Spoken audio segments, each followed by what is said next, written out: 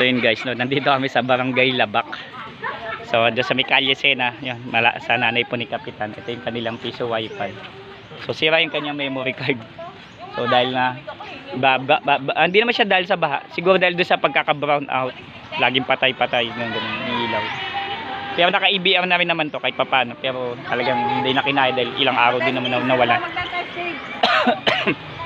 Yan, katinalala mo na. So okay na po yung piso wifi, memory card lang. Yan, hindi sa akin tong piso wifi galing, pero kami lang pinag-maintain. So ang hatol nila kasi akala nila wala na daw internet, pero sabi ko hindi internet yung problema. Opo, naka fiber wire, ayan, no, fiber wire.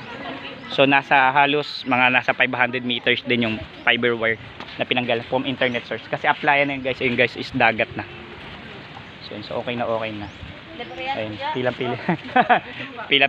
pila-pila na sila. So yung ginagamit na nila yung piso. Oo nga, pasensya na po.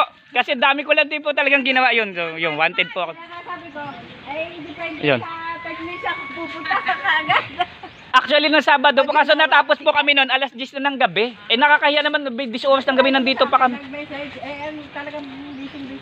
Inaalala pa nga namin nung baka nung Sabado, baha pa nga ho dito.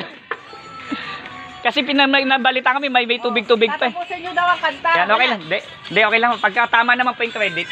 Wala pong walang pumasok. Wala pumasok. Double check nga po. Patesting nga po. Wala talaga yan. Bah. Ba't tayo nyo mo?